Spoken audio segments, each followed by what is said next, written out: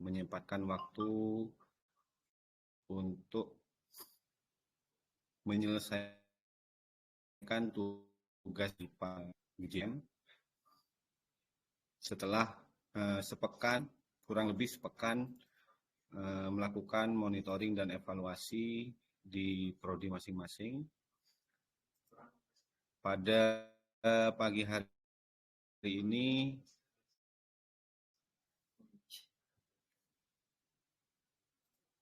kami atas nama Lembaga Pengawasan dan Penjaminan Mutu akan melakukan kegiatan pendampingan penyusunan laporan evaluasi ya, terkait dengan tugas monitoring dan evaluasi kemarin.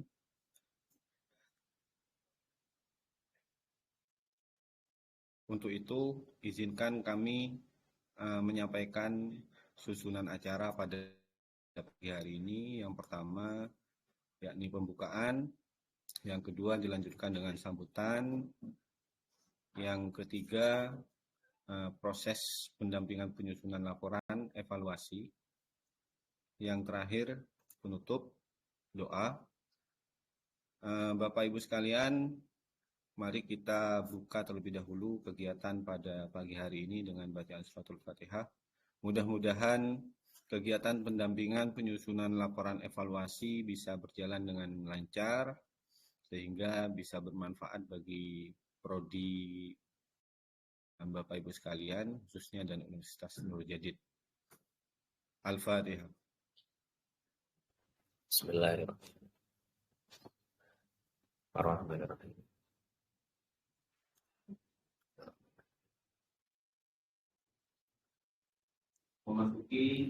Memasuki agenda yang kedua, yakni sambutan kepada Bapak Muhammad Furqon Enkom. Kami persilahkan. Baik. Suara saya terdengar ya, Bapak Ibu? Terdengar, Pak. Terdengar, Pak. Oke, baik. Terima kasih. Baik, bismillahirrahmanirrahim. Assalamualaikum warahmatullahi wabarakatuh. Alhamdulillahirabbil alamin wassalatu wassalamu ala asyrofil anbiya'i wal mursalin sayyidina Muhammad wa ala alihi ajma'in. Alhamdulillah, pada pagi hari ini kita dapat melaksanakan kegiatan pendampingan penyusunan laporan evaluasi gugus jaminan mutu pada semester ganjil tahun akademik 2022-2023. Salawat serta salam semoga tetap terlimpahkan pada Nabi besar Muhammad SAW. Semoga kita tetap bersalawat nanti sampai akhir zaman. Bapak Ibu yang kami hormati, kegiatan hari ini sebetulnya kegiatan dari rentetan pelaksanaan MONEF atau pelaksanaan monitoring evaluasi yang sudah sesuai dengan pedoman pelaksanaan, yang mana dalam pedoman pelaksanaan kegiatan MONEF atau pedoman pelaksanaan gugus kendali mutu dan gugus jaminan mutu bahwa pelaksanaan laporan evaluasi itu akan dilaksanakan selama 2 kali, Bapak Ibu, selama 1 tahun akademik, begitu ya. Jadi seperti yang sosialisasi sebelumnya bahwa kami sampaikan bahwa kegiatan evaluasi itu untuk kegiatan rutin itu akan dilaksanakan setiap semester. Nah, dalam hal ini nanti akan berbeda, Bapak Ibu, yang mana kalau gugus kendali mutu, sambil lalu mungkin saya ingatkan Bapak Ibu sekalian, nah terkait dengan pelaporan, maksud saya. Nah, yang mana untuk gugus kendali mutu itu, dalam hal ini adalah gugus kendali mutu fakultas atau program pasca sarjana, GKM nanti akan melakukan evaluasi itu, evaluasi akademik di lingkungan IPPS itu sesuai dengan ruang lingkupnya, Bapak Ibu. Jadi ruang lingkup untuk GKM kan kemarin ada visi misi, kemudian pendidikan dan yang lainnya, itu 1 tahun 1 kali. Jadi 1 tahun 1 kali dalam hal ini nanti Bapak Ibu GKM akan membuat laporan di evaluasi secara berkala itu setiap 1 tahun akademik. Berarti nanti setelah semester genap, rekan-rekan GKM nanti akan mengkolekting data sebetulnya, akan mengkolekting data dari laporan evaluasi GJM begitu. Nah, kemudian selain itu waktu pelaporan GKM, nah biasanya nanti setelah membuat laporan itu nanti akan ada ini koordinasi dengan pihak unit penjamin mutu di tingkat universitas, yaitu kami biasanya setelah semester berikutnya lah, atau setelah semester genap. Nah, kemudian untuk gugus jaminan mutu, pelaksanaan evaluasi itu akan dilaksanakan selama 1 semester 1 kali, khusus untuk bidang pendidikan. Nah, makanya Bapak Ibu kemarin pada tanggal akhir Mei kemarin, Bapak Ibu diberikan tugas, kemudian nanti merekam data yang ada di masing-masing prodi, khusus untuk bidang pendidikan saja Bapak Ibu. Khusus untuk bidang pendidikan saja. Nah, sehingga nanti setiap semester Bapak Ibu akan mendampingi sebetulnya, melakukan pendampingan, berkoordinasi dengan prodi, terutama dengan Kaprodi itu untuk merekam data-data terkait dengan ruang lingkupnya. Nah, karena di semester ganjil itu berfokus pada bidang pendidikan saja, Bapak Ibu nanti di laporan evaluasinya itu akan muncul data-data yang di pendidikan saja. Kemudian untuk yang ruang lingkup yang lain bagaimana? Untuk ruang lingkup yang lain nanti akan Bapak Ibu lengkapi itu nanti di semester genapnya, begitu. Boleh-boleh saja sebetulnya kalau memang sudah ada sudah ada cicilan data misalkan begitu, atau berkoordinasi dengan pihak-pihak. Nah, sehingga nanti ketika di tuntas semester genap, Bapak Ibu nanti akan membuat laporan evaluasi secara keseluruhan atau collecting datanya secara keseluruhan. Yaitu. Jadi secara keseluruhan dalam artian apa? Ruang lingkupnya akan penuh begitu ya, akan lengkap. Ya, misalkan di bidang pendidikan, di bidang penelitian, di bidang pengabdian, dan luaran capaian tridharma. Karena apa? Karena biasanya untuk bidang pendidikan, bidang pengabdian, luaran capaian tridharma ini akan diperoleh ketika tuntas semester atau tahun akademik. Contoh kasus luaran capaian itu seperti apa? IPK mahasiswa. Itu tidak akan bisa didapat kalau tidak dituntaskan tahun akademiknya. Itulah kira-kira. Nah, jadi nanti ketika 1 tahun 1 kali dalam artian bahwa 1 tahun akademik, Bapak Ibu GJM nanti akan melengkapi datanya secara lengkap, dan juga GKM dalam hal ini juga akan melakukan collecting data dari laporan evaluasi gugus jaminan mutu. Nah, sehingga peran GKM dan GJM ini saling melengkapi sebetulnya Bapak Ibu. Ketika GJM melakukan MONEF, maka GKM diharapkan juga mendampingi terkait dengan penyusunan atau perekaman datanya.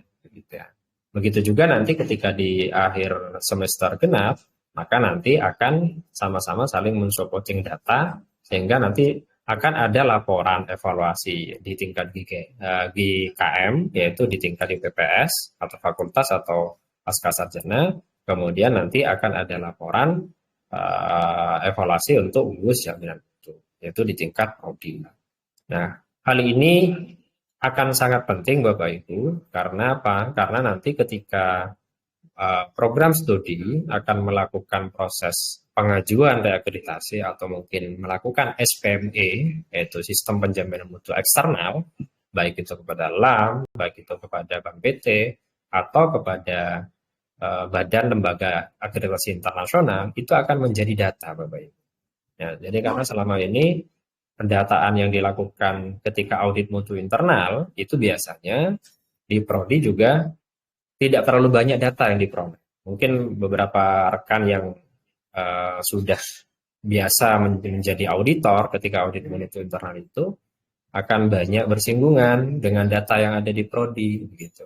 Nah, dan dalam tanda kutip bahwa Bapak Ibu GKM dan GJM ini memastikan bahwa data-data tiap tahun itu yang ada di prodi ataupun fakultas ini menjadi data untuk kebutuhan audit mutu internal. Jadi kami sampaikan bahwa kegiatan evaluasi di Universitas Nurjadid itu nanti ada minimal ada 3 Bapak Ibu. Yang pertama adalah evaluasi ini monitoring dan evaluasi di semester itu oleh GKM dan GJM begitu. Kemudian yang berikutnya ada evaluasi kinerja. Evaluasi kinerja ini berfokus pada pencapaian kontrak kinerja yang sudah disepakati oleh rektor dengan pimpinan unit begitu. Kemudian yang terakhir adalah audit mutu internal. Jadi minimal 3 kegiatan ini dalam melakukan evaluasi, yaitu ada audit mutu internal, kemudian ada monitoring dan evaluasi di tingkat IPPS dan juga prodi, kemudian ada audit kinerja. Ini nanti akan tetap melibatkan atau punya peran dari GKM dan GJM akan sangat ini Bapak Ibu sangat vital. Karena apa? Karena GKM dan GJM seperti yang kami sampaikan di awal bahwa salah satu unit yang memang menjadi partner bagi prodi ataupun fakultas dalam peningkatan mutu. Nah, peningkatan mutu itu sendiri acuannya nanti salah satunya dari standar mutu yang kita punya. Gitu ya. Jadi misalkan di standar kompetensi lulusan ditetapkan IPK-nya untuk UNUJA adalah 3,00 misalkan. Maka nanti itu akan terekam pula di laporan evaluasi GJM begitu. Nah, sehingga ketika ada prodi yang tidak mencapai target standar yang ditetapkan UNUJA, maka akan ada rencana tidak lanjut yang dilakukan. Atau ada juga prodi yang memang sudah melampaui misalkan. Maka praktek baik itu bisa ditularkan kepada prodi-prodi lain bagaimana supaya IPK mahasiswa juga melebihi standar yang ada. Nah, hari ini Bapak Ibu nanti akan dilakukan proses pendampingan, minimal Bapak Ibu bisa melaporkan progresnya, biarpun mungkin tidak 100% tuntas.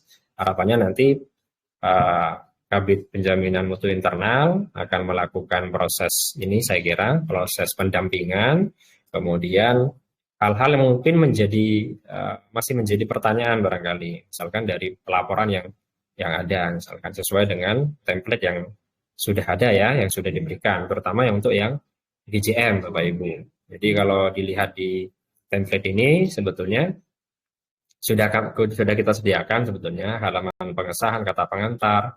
Ini hal-hal yang mungkin bisa dibuat oleh Bapak Ibu, kemudian rangkuman eksekutif sampai dengan penutup. Nah, sehingga ketika Bapak Ibu mungkin ketika menyusun masih ada hal-hal yang mungkin menjadi pertanyaan atau mungkin masih ada hal yang perlu dijelaskan, maka hari ini mungkin kita berdiskusi ya dengan secara bersama. Harapannya nanti ketika sudah didampingi Bapak Ibu nanti bisa melaporkan. Karena ketika Bapak Ibu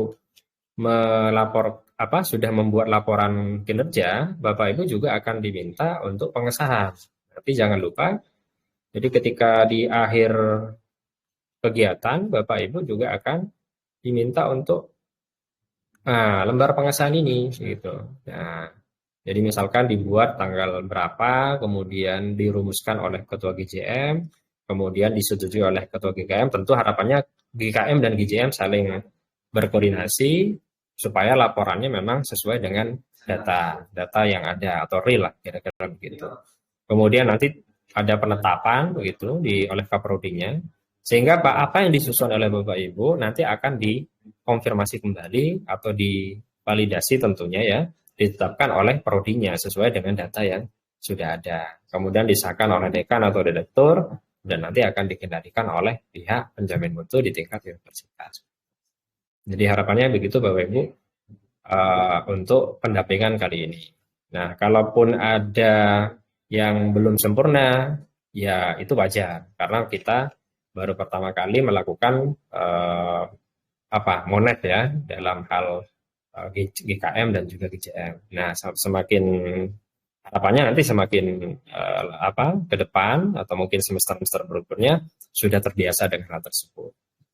Saya kira itu beberapa pengantar yang perlu saya sampaikan kepada Bapak Ibu gugus jaminan mutu dan juga gugus jaminan mutu. Selebihnya mungkin bisa kita lanjut pada sesi diskusi setelah ini. Saya kira demikian. Saya akhiri. Assalamualaikum warahmatullahi wabarakatuh. Waalaikumsalam warahmatullahi wabarakatuh. Agenda selanjutnya Bapak Ibu sekalian, yakni pendampingan penyusunan laporan evaluasi monitoring dan evaluasi gugus jaminan mutu. Namun sebelum itu, Bapak Ibu sekalian, kami mengingatkan bahwa kami telah mengirim daftar kehadiran untuk hari ini di grup, sambil lalu untuk bisa mengisi daftar hadir. Kepada Bapak Beradiansah, waktu kami persilahkan.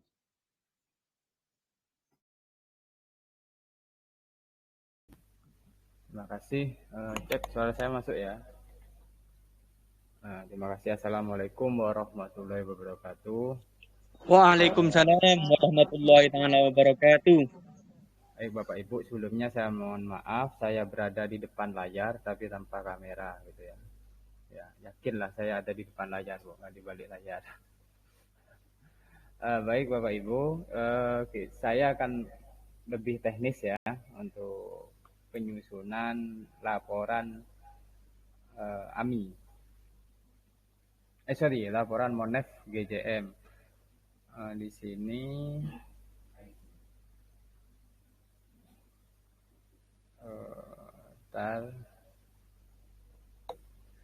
Baik Bapak Ibu, ini saya langsung membuka yang melalui link ya, yang saya share di grup, template laporan evaluasi GJM yang semester ganjil tahun akademik 2022-2023. Di sini kalau covernya sudah kami persiapkan, ya, jadi disamakan saja ya. Kemudian di halaman berikutnya, ya laporan evaluasi di halaman sampul dalam ya istilahnya, itu tinggal diisi di sini nama prodinya apa, ya. Kemudian semester ganjil, gitu ya, tahun akademik 2022-2023. Selanjutnya di bawahnya itu ada fakultas. Ya kalau itu fakultas tinggal diisikan fakultas apa, fakultas agama Islam, teknik, soskum, kesehatan, gitu ya. Tapi kalau yang program pascasarjana, fakultasnya ini dihapus saja. Jadi kalau yang pascasarjana kira-kira hanya tinggal seperti ini. Kemudian tahun 2023. Kemudian selanjutnya di halaman pengesahan, Bapak Ibu isikan nama program studinya apa, kemudian fakultas apa. Kalau itu program pascasarjana berarti fakultasnya ini dihapus. Kemudian dibuat tanggal. Nah, ini kita sepakati Bapak Ibu untuk tanggalnya barangkali ya kan. Apakah karena kita penyusunan laporan itu sebenarnya kita mulai hari ini ya, tanggal 8 sampai 1 minggu ke depan, sampai tanggal berapa berarti? 15 ya. Misalnya tanggal 15. Nah, mungkin kita sepakati mau tanggal berapa Bapak Ibu. Gitu, biar seragam gitu. Untuk dibuat tanggalnya. Ya, mungkin tanggal 10 atau tanggal 12 mungkin ya kan, hari Senin ya. Tanggal 12 Juni 2000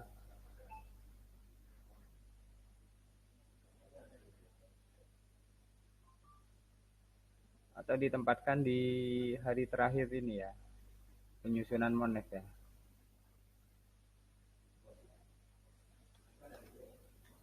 Ya, bentar.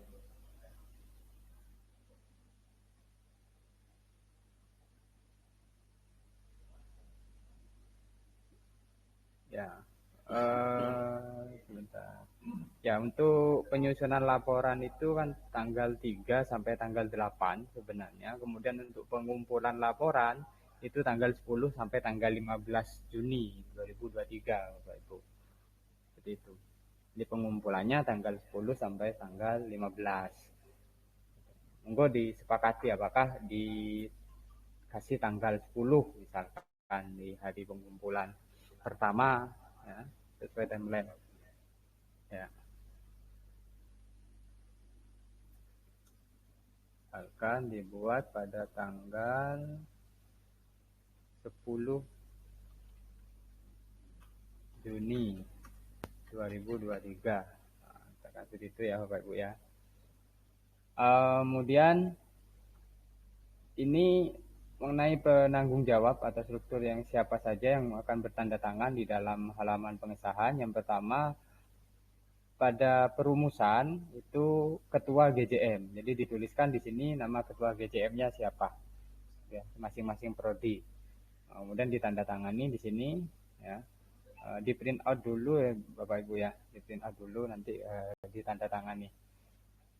Kemudian persetujuan itu oleh ketua GKM, ya, masing-masing UPPS, fakultas atau program pascasarjana, penetapan oleh ketua prodi, ya, penetapan pengesahan oleh dekan atau direktur, ya, kalau itu di pascasarjana ditandatangani, kemudian pengendalian oleh kepala LPPM. Gitu. Nah, ditandatangani. Nah, khusus untuk yang berstempel itu ada pada ketua prodi, ada ketua prodi dan dekan ya yang berstempel LPPM. Nah, itu yang berstempel. Kalau yang GJM dan GKM ya, tidak punya stempel kan ya, cukup tanda tangan saja. Kalau yang 3 di bawahnya ini pakai tanda tangan dan stempel. Kemudian tahun 2023. Kata pengantar ini yang bisa nanti saja saya akan buatkan ini kata pengantarnya ya, biar untuk yang kata pengantar biar saya yang buatkan. Tinggal mungkin nanti disesuaikan kalau memang ada penentuan masing-masing nama prodi dan fakultas. Tapi insya Allah akan saya buat umum saja. Ya. Daftar isi ya seperti ini, tinggal halamannya. Belum rangkuman eksekutif. Rangkuman eksekutif ini yang paling tahu pasti Bapak Ibu GJM ya. Ini kalau di dalam skripsi atau artikel penelitian ini seperti inilah, seperti abstrak ya. Seperti abstrak rangkuman eksekutifnya. Jadi dituliskan GJM. Ya, GJM karena yang paling tahu seperti apa rangkuman kegiatan di masing-masing prodi itu pada GJM masing-masing gitu ya. Dan GKM pastinya akan membantu nanti. Ya mulai dari mungkin latar belakang disinggung sedikit ya. Kalau dalam tujuan ya kan, kemudian metodenya seperti apa, kemudian rangkuman atau temuannya, dan kemudian rangkumannya seperti apa gitu. Ya, dilaksanakan mungkin kapan gitu. Ya, karena masing-masing prodi atau masing-masing fakultas berbeda-beda kemarin. Bisa dibunyikan di sini. Kemudian selanjutnya di bab 1 pendahuluan visi misi UNUJA, insya Allah sudah mengisi semua ya Bapak Ibu ya. Kalau belum tahu bisa dicek di Renstra UNUJA, itu insya Allah ada ya. Di Renstra UNUJA yang terbaru itu ada.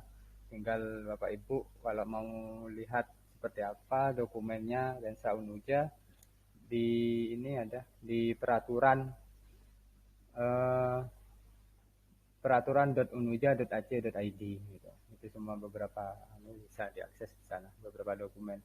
Kemudian visi misi UPPS ya, fakultas atau program pascasarjana, visi misinya apa. Kemudian visi keilmuan atau scientific vision ini dan misi pada prodi. Kemudian kemarin sempat ada beberapa kaprodi ya, itu diskusi dengan saya untuk visi misi ini diisi yang tahun berapa gitu ya. Apakah yang 2018 yang sebelumnya 2018 2022 ya, 2018 2022 atau 2023 sampai 2027. Nah, kalau berkaca dari semesternya ya, semesternya itu kan semester ganjil ya, semester ganjil 2022-2023 itu ada di tahun 2022 gitu ya Bapak Ibu ya, sehingga menurut hemat saya yang diisikan itu masih pada visi misi sebelumnya gitu ya, yang sebelumnya yaitu Renstra 2018-2022 itu visi misinya Bapak Ibu ya, karena insya Allah beberapa prodi atau fakultas mungkin belum visi misinya belum fix gitu. Ada sih ada, tapi mungkin masih perlu kontemplasi, perlu diskusi kan gitu, perlu perenungan mungkin kan gitu ya. Oke, kemudian selanjutnya di tabel program studi ini insya Allah sudah terisi semua Bapak Ibu. Bapak Ibu kemarin waktu saya mendampingi Bapak Ibu melakukan monef. Latar belakang ini Bapak Ibu bisa samakan dengan yang ada di pedoman ya, pedoman pelaksanaan GKM GCM. Insya Allah itu sama, tinggal di copy paste aja sudah gitu. Copy paste. Nah, latar belakang kegiatan itu sama untuk evaluasi GKM dan GCM ini. Dasar pelaksanaannya pun sama. Ya, tujuannya insya Allah sama. Ruang lingkupnya disesuaikan ya, kalau karena ini yang GCM ya, jadi disesuaikan berarti ada pada pendidikan, penelitian, pengabdian kepada masyarakat dan luaran dan capaian Tridharma. Insya Allah di pedoman pelaksanaan GKM GCM itu sudah lengkap untuk poin nomor 1.5 sampai 1.8 ini sudah ada. Tinggal pada waktu pelaksanaan. Ya, waktu pelaksanaan ini timeline ya, Bapak Ibu ya. Waktu pelaksanaan ini timeline. Kalau di timeline insya Allah di surat itu ada ya Bapak Ibu ya. Di surat pemberitahuan pelaksanaan itu sudah ada. Misalkan mungkin saya sebutkan saja ya, sedikit menyebutkan. Misalkan pemberitahuan Monef itu tanggal 18 Mei 2023, pelaksanaan Monef 25 Mei sampai dengan 1 Juni 2023. Ini insya Allah biar ini saya aja ya yang isi ya. Yang saya stabilo kuning ini saya yang isi nanti. Tinggal Bapak Ibu yang dengan kata pengantar ya. Kata pengantar ini saya yang isi. Sehingga nanti Bapak Ibu cek untuk di copy paste. Untuk pelaksanaan. Oke lah. Oke, kemudian di bab 2 hasil evaluasi ya. Ini sebenarnya menu utama dari evaluasi kita di semester ganjil ini. Ada tabel mata kuliah. Di poin A kurikulum, capaian pembelajaran dan rencana pembelajaran mulai dari tabel mata kuliah ya. Ini di sini itu berbunyi tentang SKS-nya ya. Tentang SKS-nya. Bapak Ibu, menurut Permendikbud nomor 3 tahun 2020, bobot SKS terutama berkaitan dengan bobot menit ya. Menitnya itu berbeda-beda. Silakan Anda bisa cek di Permendikbud nomor 3 tahun 2020 pasal 19 itu sudah jelas di sana, karena berbeda-beda. Misalkan kalau yang kuliah ini ya itu 50 menit per SKS. Per 1 SKS. Kalau ada tugas terstruktur atau tugas mandiri itu 60 menit per SKS. Kalau seminar itu kalau untuk yang pembelajarannya itu 100 menit per SKS. Sedangkan tugas mandiri pada seminar itu 70 menit per SKS. Untuk praktikum, ya, praktikum dan praktikum lapang termasuk itu di sana ada misalkan penelitian KKN ya. Itu 170 menit per SKS. Nah, itu di sini. Jadi kemudian tinggal dikonversi kepada jam. Selanjutnya tabel capaian pembelajaran. Dituliskan di sini hanya dicentang-centang apakah ada CP sikap, pengetahuan, keterampilan umum, keterampilan khusus, meskipun dari hasil saya mengikuti ya Bapak Ibu melakukan monef, ada beberapa prodi yang tidak secara spesifik menyebutkan CP ini masuk bagian apa, apakah itu sikap atau pengetahuan atau keterampilan, ya tinggal di list gitu aja. Misalkan nomor 1 ada CP-nya satu mata kuliah itu ada 10 atau ada 15 atau ada 5 misalkan, atau ada 9 misalkan. Nah, itu tidak terklasterisasi mana yang sikap, pengetahuan, keterampilan umum atau khusus. Tetapi jika di dalam 10 pada poin-poin capaian pembelajaran itu sudah mencakup empat jenis atau 4 klaster CP ini, ya dicentang saja. Misalkan sikap itu contoh bertakwa, beriman dan bertakwa kepada Tuhan Yang Maha Esa, itu salah satunya pada sikap, ya kan. Nah, itu tinggal dicentang ada, meskipun itu tidak diklasterisasi atau tidak dibagi-bagi lah. Ada sikap, pengetahuan, keterampilan, gitu. Cuman nanti mungkin bisa dibunyikan ketika pada pembahasan di bab berikutnya nanti saya sebutkan, ya. Tabel kesesuaian RPS dengan realisasi pembelajaran, ya ini tinggal apakah RPS-nya ada, kemudian realisasinya ada atau tidak, tinggal dicentang-centang, gitu kan. Apakah ada kasus misalkan RPS-nya tidak ada tapi realisasi ada? Nah ini, ya, itu mungkin pada beberapa dosen yang sakti insya Allah gitu bisa melakukan itu, ya kan. Atau RPS-nya ada, realisasi masih tanda tanya misalkan, ya tinggal diisi aja sesuai kenyataan seperti apa. Tapi insya Allah rata-rata itu RPS-nya ada, realisasinya ada. Sesuai, ya sesuai, gitu. Pasti rata-rata seperti itu untuk dosen-dosen di Unuja ini. Di kolom 10 ini apabila ada ketidaksesuaian, ya Bapak Ibu, ya. Misalkan RPS ada, realisasi ada, tapi kesesuaian tidak, gitu. Dikasih keterangan kenapa kok menjadi tidak sesuai, misalkan, ya kan. Kemudian selanjutnya integrasi poin B, integrasi kegiatan penelitian atau PKM dalam proses pembelajaran. Nah, ini di sini judul penelitian atau PKM-nya apa? Itu dituliskan. Nama dosen yang mengajar mata kuliah tersebut apa? Gitu. Dituliskan. Terus bentuk integrasinya seperti apa? Untuk integrasi misalkan tambahan materi perkuliahan, studi kasus, ya, bab dalam subbab buku ajar, ya, atau bentuk lain yang relevan, gitu. Artian misalkan ada Bapak Ibu melakukan penelitian, punya artikel penelitian yang sudah terbit di jurnal online misalkan, kemudian dari jurnal artikel Bapak Ibu itu dijadikan bahan ajar, itu tambahan bahan ajar, itu merupakan salah satu bentuk integrasi antara penelitian atau PKN dalam proses pembelajaran. Tinggal seperti apa dibunyikan dalam RPS-nya, kan, gitu ya. Atau mungkin kegiatan, misalkan kalau yang di FKes, ya, kalau saya lihat itu kan FKes sering ya melakukan kegiatan-kegiatan PKM, kayak pengobatan gratis, pemeriksaan kesehatan gratis, bekam gratis, itu yang gratis-gratis itu kan sering ya FKes, ya. Nah itu PKM saya rasa seperti itu, tinggal apakah itu terintegrasi dalam mata kuliah. Nah, itu kan. Nah, kemudian nama dosennya siapa, itu bisa disebutkan di situ.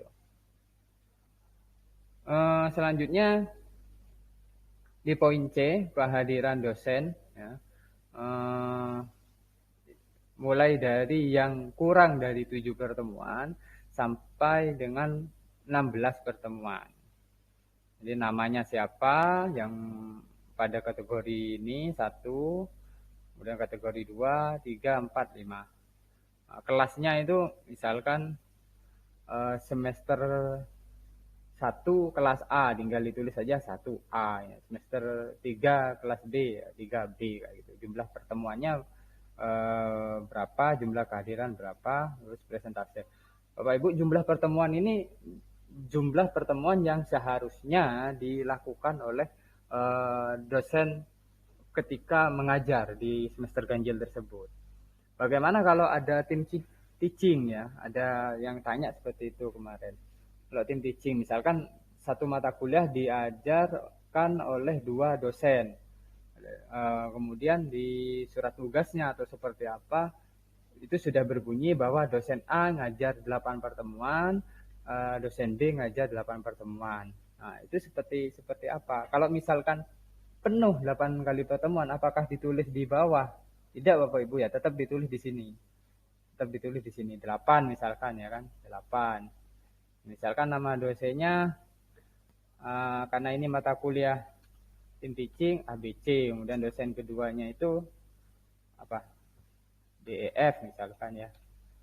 Mata kuliahnya sama, misalkan mata kuliahnya XYZ misalkan. Ya kan. Kelasnya apa? Misalkan kelasnya sama ya, kemudian 3A misalkan. Nah, kan yang dosen ABC harus masuk 8 kali, dosen DEF harus masuk 8 kali.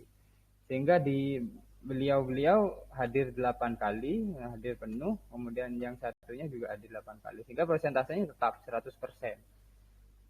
Gitu.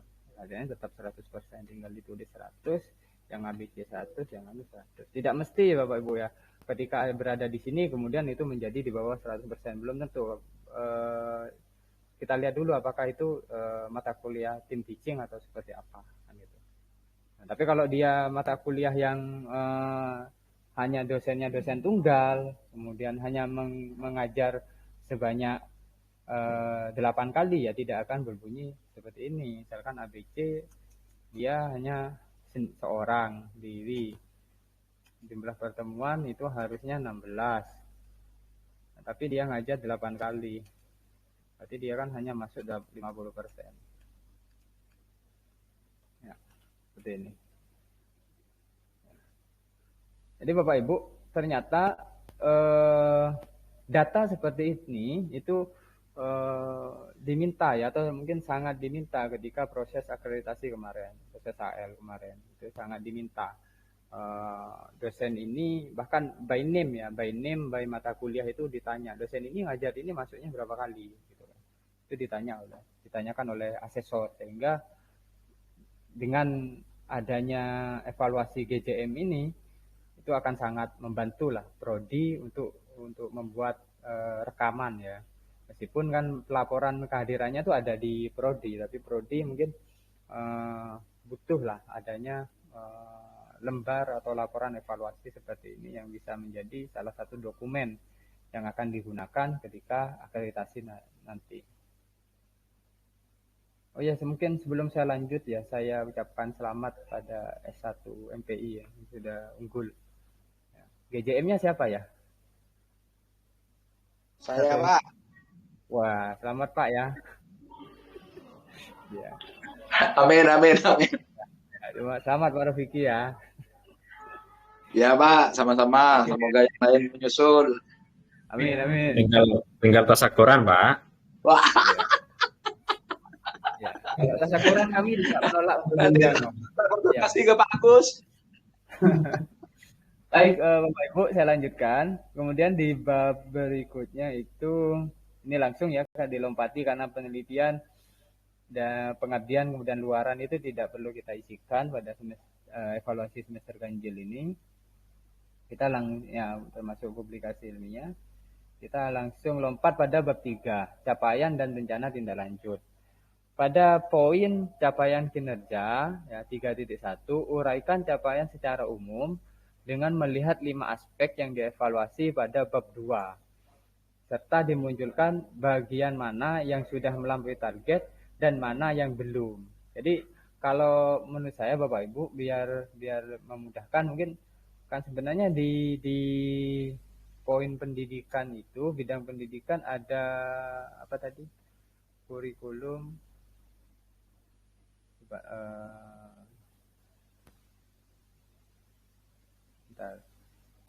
Nah ini kan kurikulum ya, capaian pembelajaran dan rencana pembelajaran, kemudian integrasi pembelajaran, integrasi kegiatan penelitian PKN dalam proses pembelajaran, kemudian kehadiran dosen. Nah ini Bapak Ibu itu bisa dievaluasi secara satu persatu gitu kira-kira maksud saya. Nah, misalkan begini ya, saya coba buatkan. Atau mungkin kalau Bapak Ibu ada versi yang yang lebih bagus, nanti kita diskusikan seperti apa. Kalau usulan saya seperti ini. Bentar.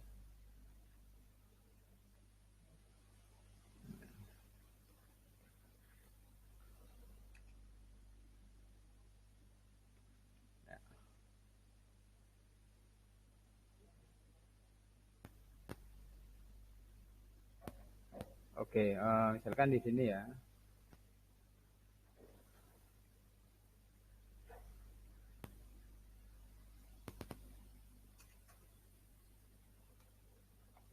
Nah, ini poin A. Nah, seperti itu misalkan.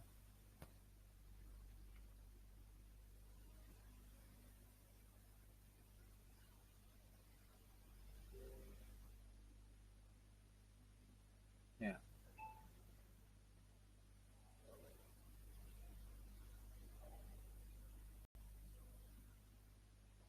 Oke. Seperti ini. Oke. Jadi poin A kita bahas dulu pada capaian kinerjanya kurikulum, capaian pembelajaran, rencana pembelajaran. Ini dijelaskan seperti apa kondisinya ya kan. Melihat 5 aspek pada aspek yang dievaluasi apakah sudah melampaui ya, target ya atau sudah mencapai target dan mana yang belum. Sekarang pada kurikulum mungkin itu perihal keberadaan RPS-nya, kemudian SKS-nya, kemudian realisasinya kan gitu ya. Itu diuraikan di sini. Nah, kan di A itu ada 3 kolom kalau nggak salah ya, ada 3 kolom mengenai RPS, SKS ya yang pertama ya. Mana tadi? Nah ini ada 3 kolom kan. Yang pertama tabel mata kuliah, bobot SKS-nya seperti apa, kredit jamnya seperti apa. Nah itu kan. Apakah itu sudah sesuai atau seperti apa kan, sudah tercapai tidak kan gitu. Kemudian di capaian pembelajaran, nah ini dijelaskan. Jadi akan ada 3 sub bagian lagi. Kemudian tabel kesesuaian RPS dengan realisasi pembelajaran. Itu yang Bapak Ibu terangkan atau uraikan di poin yang A ini. Nah, di sini. Kemudian integrasi kegiatannya seperti apa? Ada berapa mata kuliah yang sudah terintegrasikan dengan penelitian? Kemudian sudah ada berapa mata kuliah yang terintegrasikan dengan PKM? Kan itu. Kemudian mata kuliah apa saja? Kan itu kan. Atau kalau memang tidak ada yang terintegrasi kegiatan penelitian PKM dalam proses pembelajaran ya disampaikan seperti itu bahwa pada prodi A misalkan tidak ada mata kuliah yang terintegrasi misalkan pada semester ganjil 2022-2023 seperti itu. Lebih lanjut lagi mungkin pada setiap ininya semesternya mungkin lebih bagus ya secara lebih detail seperti itu. Dan pada poin kehadiran bisa dijelaskan yang hadirnya kurang dari 7 siapa, kemudian 7 sampai 10 seterusnya sampai 14 sampai 16, kemudian persentasenya seperti apa itu dijelaskan, diuraikan kira-kira seperti itu. Dosen yang hadir di bawah 7%, di bawah 7 pertemuan sekian orang. Nah, gitu ya. Apakah perlu disebutkan nama-namanya? Saya rasa tidak perlu ya kalau di bab 3 ini karena sudah berbunyi di bab 2 itu tadi siapa saja yang kehadiran dosen dengan jumlah kehadiran tertentu. Saya rasa seperti itu. Kemudian strategi pengembangan. Strategi pengembangan juga menurut saya bisa kita bahas ya, bisa Bapak Ibu bahas di masing-masing poinnya.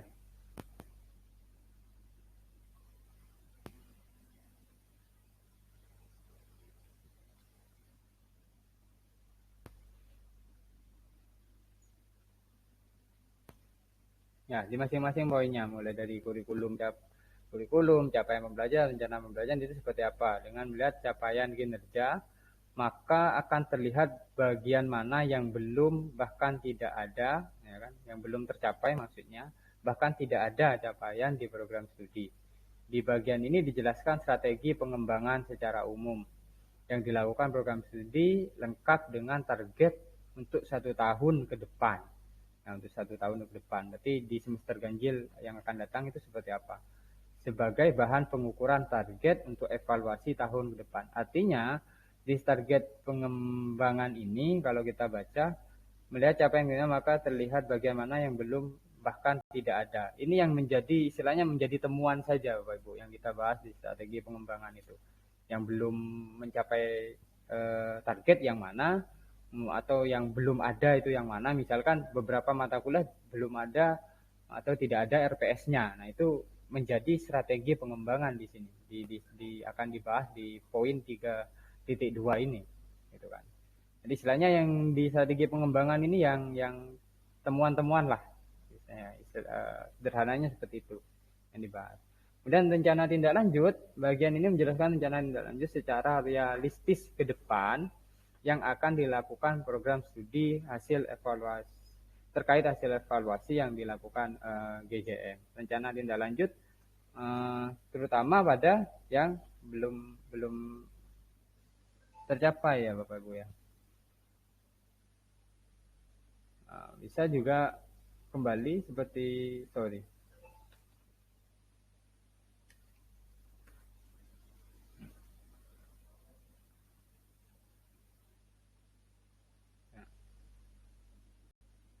saya jenengan juga akan menguraikan pada tiap poinnya.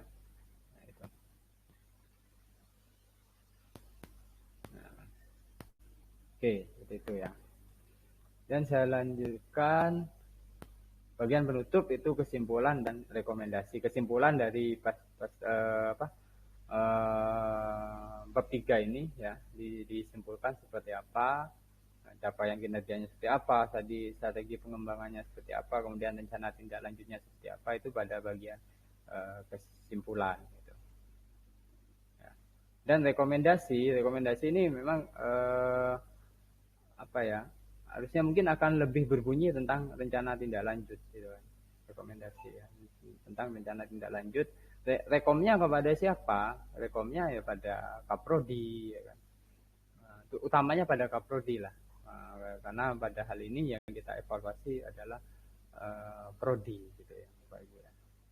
Kemudian lampiran ini diisi dengan link dokumen. Nah, bisa diisikan dengan link dokumen. Bapak Ibu dikasih judul misalkan ini RPS misalkan gitu ya. Nah, ini list RPS sudah nomor 1 sampai seterusnya ya kan. Nah, itu ini link-linknya Bapak Ibu. Itu kenapa kemarin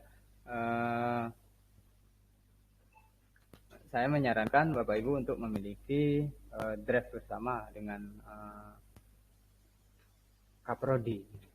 Nanti gampang gitu RPS, link RPS atau apalagi link apa kira-kira yang dibutuhkan gitu. Misalkan apa ya, daftar hadir ya, daftar hadir.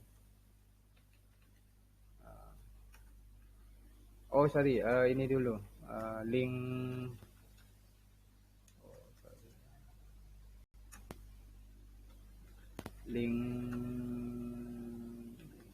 jurnal penelitian,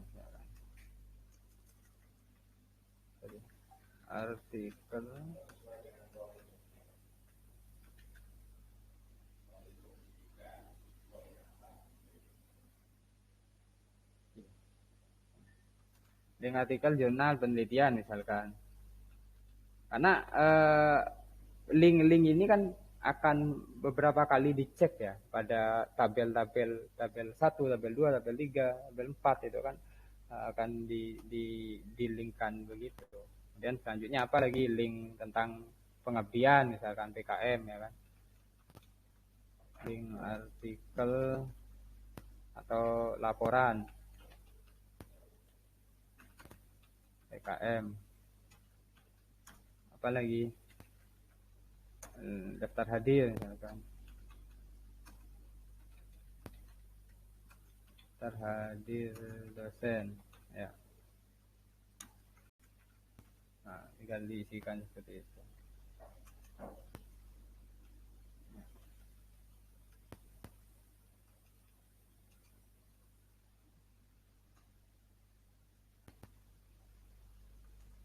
Ya.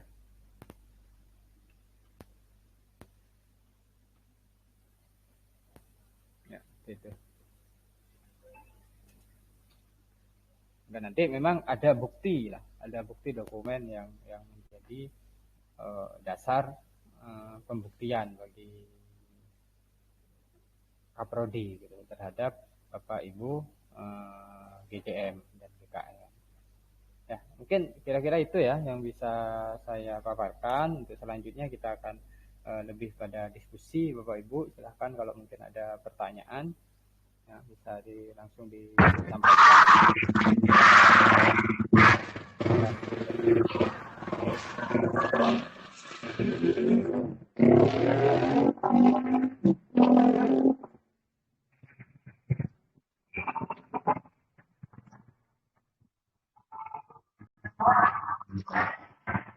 Sudah selesai Pak Bredi.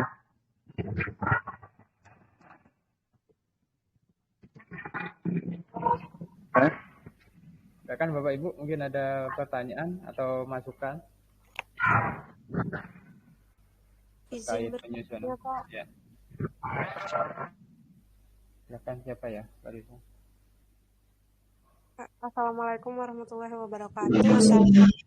Saya Novela dari Prodi S1 Keperawatan ingin bertanya terkait pengisian ini Pak, realisasi kehadiran dengan jurnal itu Pak, untuk yang RPS.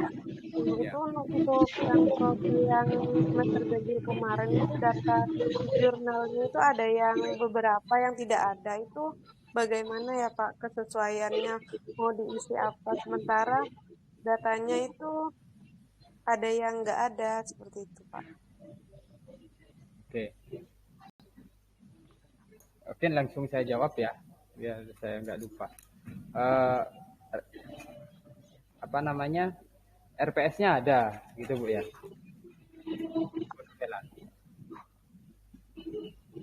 Halo? Iya, RPS-nya ada, cuma jurnal dosennya itu nggak ada Pak. RPS ada, kemudian jurnal perkuliahan tidak ada. Iya Pak. Tapi realisasinya ada tidak? Ada di jurnal itu Pak, kan dosen-dosen biasanya ngisi di jurnal Pak. Jadi Ya. mau dari hasil Ibu mengevaluasi kepada Kaprodi, apakah dosen tersebut benar-benar ngajar, kan sederhananya itu. Itu saja ya Pak. Presensi kehadiran saja ya Pak, direalisasikan dengan RPS-nya. Oh ya, nah, misalkan jadi gini, bisa jadi ya, sebenarnya kan di sini RPS ditambahkan juga ya jurnal perkuliahan ya Bapak Ibu, itu ya. Ya, kalau Bapak Ibu dosen itu mengisi BKD, laporan BKD, insya Allah kan punya semua terkait dokumen-dokumen yang kita ini, insya Allah punya semua. Gitu. Bagaimana kalau kondisinya tidak ada? Itu menjadi temuan, Ibu. Kan di temuan. Dosen ini mengajar, RPS-nya ada, kemudian di daftar hadir ada, tetapi jurnal perkuliahannya tidak ada, misalkan, itu bisa menjadi temuan, gitu ya. Jangan-jangan dia hanya mengisi daftar hadir, kemudian nggak masuk kelas, misalkan kayak gitu, atau seperti apa ya, hanya mengisi daftar hadir ya, tapi lupa mengisi jurnal perkuliahannya, itu kan bisa menjadikan catatan di temuannya Ibu, gitu ya, di poin apa itu tadi strategi pengembangan ya, di strategi pengembangannya itu seperti apa gitu. Nah, tapi kan di sini diceritakan dulu ya, di capaian kinerja itu diceritakan dulu gitu. Kemudian yang menjadi temuan apa, seperti contohnya tadi, hanya temuan-temuan lah yang dicantumkan di 3.2 ini. Contoh kasusnya seperti itu ya, Bu Novela. Terjawab Ibu? Baik Pak, terima kasih Pak. Oke ya. Silakan, mungkin ada pertanyaan lain Bapak Ibu. Mohon izin bertanya Bapak. Ya silakan. Bu Rifkah ya. Ya. Pak, jelas ya Pak suara saya Pak? Ya, sangat jelas. Mohon izin bertanya, terima kasih atas waktunya. Untuk yang pertama, kenapa Pak? Halo? Ini jelas Bu, jelas. Suaranya cempreng jelas Bu.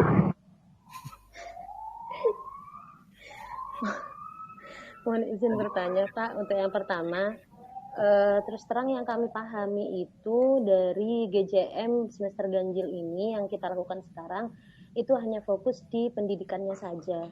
Tapi dari yang dipaparkan tadi kok sepertinya juga mengarah ke laporannya juga mengarah ke penelitian sama ke PKM. Dalam hal ini apa saya yang salah paham atau bagaimana Bapak? Soalnya poin-poin yang saya kerjakan dengan Kaprodi itu yang murni pendidikan. Terus juga tadi loncat langsung ke bab 3 rencana tidak lanjut dan lain sebagainya. Terus di atasnya itu kan ada IPK ya Pak, ada IPK standar tracer study juga ada di sana. Nah kami menganggap itu masih di pendidikan. Jadi mungkin Bapak bisa menjelaskan secara rinci kira-kira poin mana saja yang perlu kita lengkapi datanya untuk laporan GJM pada kali ini. Itu yang pertama Pak. Terus kemudian yang kedua, bukti atau dokumen, pastinya dalam mengisi ini harus disesuaikan dengan dokumen sebagai bukti. Cuma seperti jurnal tadi, dari Kaprodi tidak memberikan jurnal langsung, tapi berupa laporan pembelajaran. Laporan pembelajaran Prodi, laporan penyelenggaraan pembelajaran kalau tidak salah. Nah, apakah itu juga sudah mencukupi sebagai bukti dalam pengisian GJM ini? Terus yang ketiga Pak, sekedar usul, mungkin untuk selanjutnya pelatihan penyusunan seperti ini bagaimana kalau diadakan sebelum kita GJM ke Kaprodi. Terus terang kemarin juga agak bingung Pak, ada beberapa poin yang kami bingung. Kalau sudah seperti ini, kalau sudah terlaksana kan berarti kita apa yang kurang, ternyata begini harus menghubungi Kaprodi lagi. Kalau sebelumnya kan saya, mungkin seperti itu Pak, sekedar usul. Terima kasih. Baik, terima kasih Bu Rifkoh ya, sudah 3 pertanyaan dengan 4 poin ya. Saya akan coba jawab satu persatu, mungkin nanti bisa Bapak Kepala LPPM bisa menambahkan nanti. Yang pertama tentang kok ada ya bidang penelitian dan PKM yang ada di bidang pendidikan. Itu Bu Rifkoh yang terintegrasi. Jadi penelitian, PKM yang kegiatannya ada di kegiatan pembelajaran. Ya, misalkan Bu Rifkoh ini apa? Prodi apa ya? Pak Basit ya? IAT. IAT ya. Misalkan IAT, ilmu Al-Qur'an dan tafsir. Ini sederhananya gini Bu ya, mohon maaf saya awam lah dalam prodi IAT itu. Misalkan ada mahasiswa IAT itu punya kegiatan ngajar di TPG, gitu kan, ngajar di TPG. Nah, kegiatan tersebut itu PKM. Nah, itu PKM. Kemudian apakah itu juga ada di mata kuliahnya? Mungkin mata kuliah tentang apa sih yang ada membahas tentang pengajaran Al-Qur'an. Itu bisa dijadikan satu. Atau mungkin ada laporan PKM yang laporan PKM tahun sebelumnya ya. itu menjadi bahan ajar di mata kuliah tertentu. Nah, itu salah satu bentuk integrasi. Atau artikel penelitian. Bu Rifko punya artikel penelitian sudah terbit, entah periode sebelumnya atau tahun sebelumnya sudah pernah terbit, dan pada saat mengajar di semester ganjil kemarin, ada mata kuliah yang sesuai dengan penelitiannya Bu Rifko kemarin, sehingga artikel penelitiannya itu menjadi bahan ajar, jadi bahan, menjadi materi. Ya, Pak. Ya, itu yang dimaksud. Nah, kemudian untuk IPK, ya Bu, gimana? Berarti ini ya Pak, berarti saya memang ini bingung kemarin Pak. Berarti ini laporannya semuanya harus terisi ya Pak ya? Laporan yang ini saya memang agak, iya laporan ini Pak. Oh. Iya, berarti semuanya harus karena terisi. Itu hanya di bidang pendidikan nih. Gimana Pak? Hanya di bidang pendidikan. Ya, hanya di bidang pendidikan. Mulai dari ini, bidang pendidikan itu kan 2.1 Bu. Pendidikan. Iya, pendidikan. Terus poin A itu kurikulum pembelajaran dan rencana pembelajaran. Poin B-nya integrasi kegiatan penelitian PKM dalam proses pembelajaran. Poin C-nya kehadiran dosen. Itu saja Bu. Yang poin 2.2 itu kan tentang penelitian. Itu nanti di semester genap. Oh, berarti ini kosong ya Pak ya? Nanti ini kosong. Ya. Poin 2.3 tentang PKM. Itu nanti juga ya. Ya. Kemudian poin 2.4 itu luaran nih Bu. Oh, iya. Nah, tentang IPK, ini yang berbunyi di sini kan IPK lulusan. Apakah prodi IAT di semester ganjil ada lulusan? Kan tidak. Lulusan itu ada di semester genap. Itu Bu ya. Nah, sehingga itu kenapa untuk poin luaran yang wabil khusus ini IPK lulusan itu diisikan di semester genap. Karena ini bunyinya IPK lulusan, bukan IPK per semester Ibu. Gitu ya. Oh, iya Pak. Masuk tracer study. Tracer study itu kan diadakan setahun sekali ya, kalau nggak salah setahun sekali diadakan tracer study. Itu diadakan setelah semester genap kalau nggak salah ya, pelaksanaan tracer study itu kenapa tidak di Monef pada semester ganjil ini. Oh, ya. Kemudian laporan ya Bu, gimana Bu? Iya paham. Terima kasih Pak. Paham ya.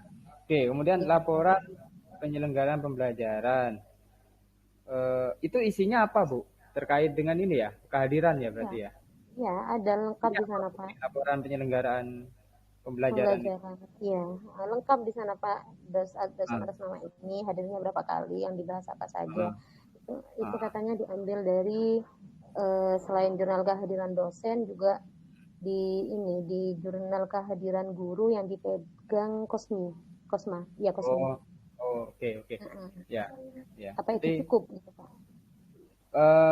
Ya, sebenarnya hakikatnya GJM itu kan meminta laporan ya kepada prodi ya. Jadi dengan adanya laporan penyelenggaraan pembelajaran itu sudah sangat lengkap kalau menurut saya, kalau isinya itu lengkap seperti itu gitu. Jadi sehingga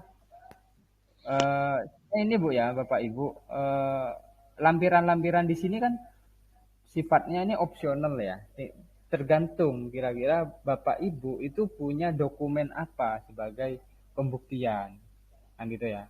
Kalau daftar kehadiran dosen dengan jurnal perkuliahan ini cukup digantikan oleh apa tadi Bu? Laporan penyelenggaraan pembelajaran misalkan, ya monggo, gitu ya. Memang idealnya prodi itu membuat laporan ini.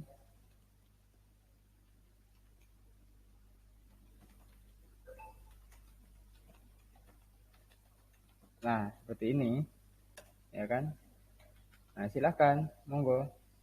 Nah, ini lebih lengkap sehingga ketika bertanya tentang jurnal perkuliahan dan daftar hadir dosen sudah terjawab di sini di laporan penyelenggaraan pembelajaran, misalkan seperti itu ya, Bu Rifko ya.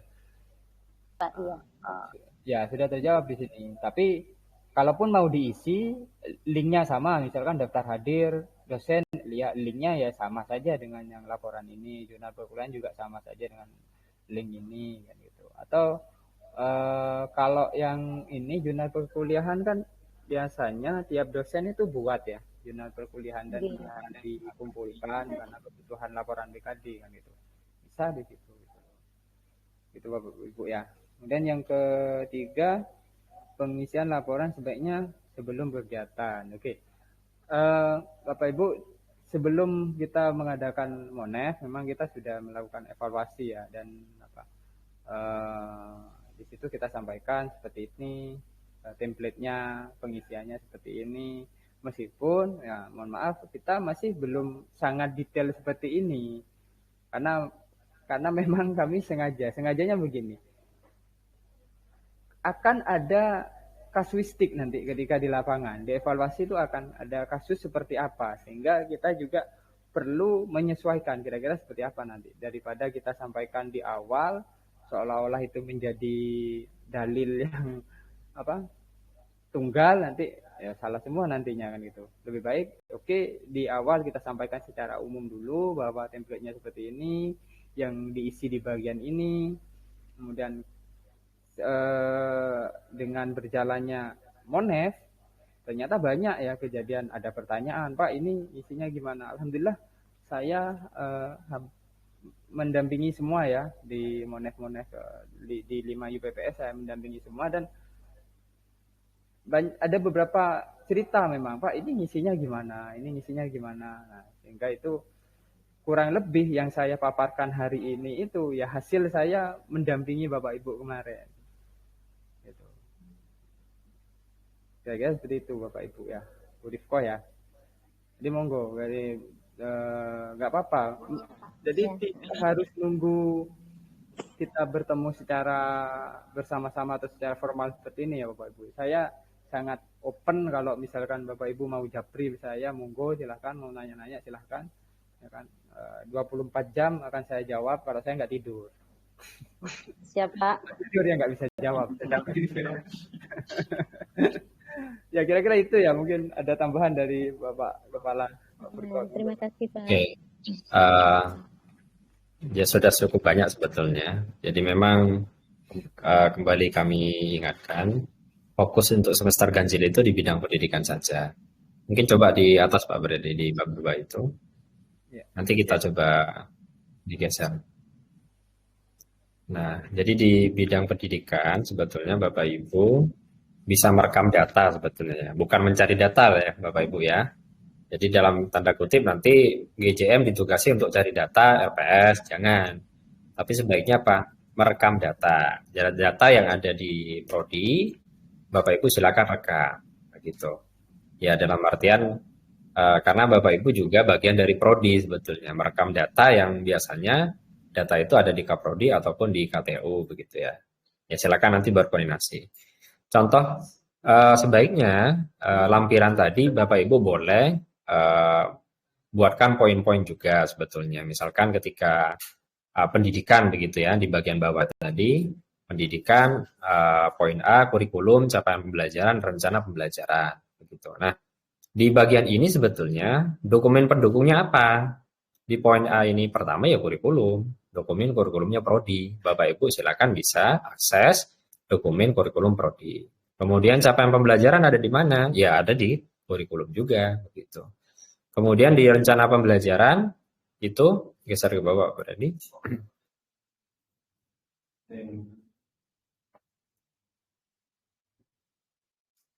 Poin sebelumnya apa? Jadi ada kurikulum ya, tabel mata kuliah itu diperoleh dari kurikulum. Tabel capaian pembelajaran juga sama ada di kurikulum, Bapak Ibu. Nah, kemudian tabel kesesuaian RPS, ini berarti RPS-nya. RPS dari masing-masing ini. Tabel RPS, Pak, berarti. Tabel RPS. Nah, tabel kesesuaian RPS berarti dokumen pendukungnya apa ya? Berarti RPS-nya. Jadi misalkan prodi semester ganjil itu ada 10 RPS, berarti 10 RPS itu disediakan, Bapak Ibu. Ya artinya direkam maksud kami, misalkan begitu. Misalkan di AAT ada 10 mata kuliah, berarti kan 10 RPS yang ada di semester genap begitu. Nah, itu mungkin di lampiran Bapak Ibu bisa sertakan saja saya kira. Jadi per poin boleh. Jadi bisa nanti ketika dicari kan lebih mudah kalau ada hierarkinya begitu ya. Bidang pendidikan, A, kurikulum, nanti per masing-masing ini boleh, tidak apa-apa masing-masing. Tabel misalkan kesesuaian, nanti linknya apa, di-linkkan boleh. Tadi sarannya membuat draft bersama untuk GKM dan GJM dalam satu fakultas atau prodi, sehingga nanti bisa sinkron. Kemudian yang poin B, integrasi Pak Brady, biasa. Integrasi penelitian itu sebetulnya yang diharapkan adalah kalau ada kegiatan penelitian dan PKM yang sudah berintegrasi dengan program pembelajaran, ini berarti itu bisa direkam di mana Bapak Ibu? Sebetulnya direkam di mata kuliahnya masing-masing dosen begitu. Misalkan Pak Brady mengajar metodologi penelitian. Nah, berarti di RPS-nya salah satu dokumen pendukungnya bisa saja RPS-nya Pak Brady itu muncul referensinya adalah artikelnya Pak Brady sendiri begitu. Jadi misalkan di RPS-nya itu muncul referensinya adalah salah satu artikel yang itu dipakai untuk sebagai rujukan misalkan begitu. Kan di bawah itu ada sebetulnya Bapak Ibu ya. Tambahan materi perkuliahan misalkan. Nah, kan munculnya materi perkuliahan itu dari RPS juga sebetulnya. Dia mungkin materinya ngambil dari referensinya penelitian si dosen itu atau PKM-nya si dosen itu begitu. Nah, bentuk-bentuk integrasinya. Kan bentuk integrasinya boleh kan? Boleh buku ajar misalkan begitu ditulis di sini, boleh studi kasus, tapi studi kasusnya kan juga harus muncul sebetulnya ya, harus muncul di dokumen pendukungnya begitu, dokumen pendukung si ini buka ya, bukan template. Nah itu. Jadi monggo nanti Bapak Ibu bisa ini barangkali linknya misalkan kalau ada buku ajar begitu. Kemudian kehadiran dosen berarti jurnal saya kira dokumen pendukungnya ya. Ya. Jadi kalau dokumen pendukung terkait dengan kehadiran dosen berarti kan jurnal dosen. Jadi jurnal dosen biasanya di jurnal dosen kan lengkap misalnya kira. Jadi daftar mahasiswanya dan yang lain. Yang itu disediakan oleh masing-masing fakultas. Ya, saya kira 3 poin itu sebetulnya yang perlu direkam untuk yang semester ganjil, sehingga rekan-rekan GJM itu bisa menganalisanya atau memberikan paparan capaian kinerja itu di bab 2-nya. Bab 2 kan tadi berisi apa? Berisi capaian ya Pak Brady ya? Ya, capaian tadi. Capaian kinerjanya berarti bidang pendidikan 3 aspek itu silakan nanti dilakukan proses analisa uraian capaian kinerjanya, kemudian pengembangan strateginya apa kira-kira yang ya kalau semamanya muncul dana tanda kutip tidak sesuai atau tadi Pak Brady sebenarnya ada temuan begitu ya, ketidaksesuaian lah, anggap ketidaksesuaian. Kalau temuan nanti jadi audit ya. Ya, itu boleh rencana tindak lanjut. Misalkan ketika ternyata tidak lengkap dari 10 mata kuliah ada kurang 1 RPS yang tidak terkumpulkan atau tidak terekam. Berarti rencana tindak lanjut yang dilakukan apa oleh prodi?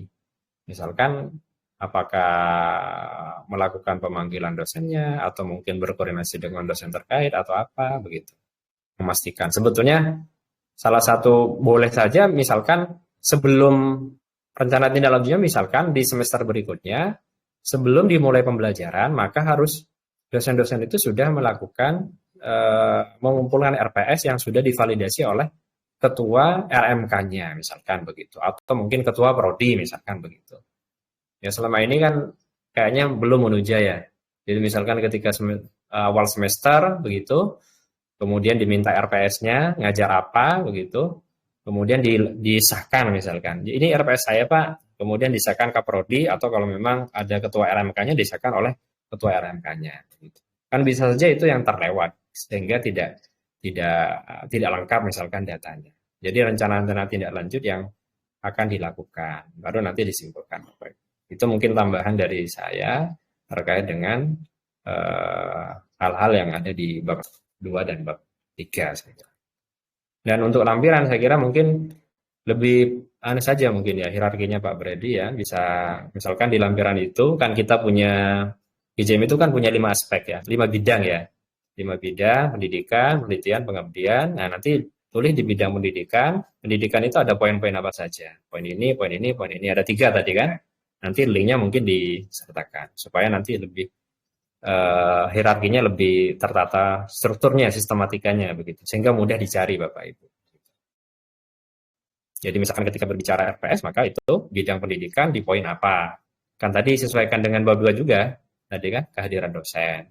Kalau berbicara kurikulum berarti dia di poin kurikulum, capaian pembelajaran apa? Nanti link-linknya itu. Sehingga lebih ya sesuai juga sebetulnya. Tapi kalau dirinci secara keseluruhan, misalkan ini dokumennya semua, nanti kan juga akan, ya Prodi juga akan mencari juga sebetulnya ya, akan mencari tapi tidak sistematis, ya tidak sistematis. Misalkan dia mencari RPS gitu, kalau diurutkan secara nama RPS, ini kurikulum, ini kan nanti akan mencari. Tapi kalau samanya sudah cukup menyesuaikan dengan bidangnya yang masing-masing GJM, ya tinggal nyari. Ketika saya butuh dokumen pendukung kurikulum, saya cek di bagian lampiran nanti bidang pendidikan di poin A kurikulum gitu. Sehingga lebih mudah baik itu kepada GJM ataupun kepada prodi nantinya gitu atau kepada pimpinan fakultas gitu. Nanti tinggal disertakan Bapak Ibu, boleh dalam bentuk tabel atau dalam bentuk yang praktek baik lah kira-kira Pak Brady ya, praktek baik yang memungkinkan teman-teman untuk menyediakan data tersebut. Itu mungkin tambahan. Ya. Mungkin di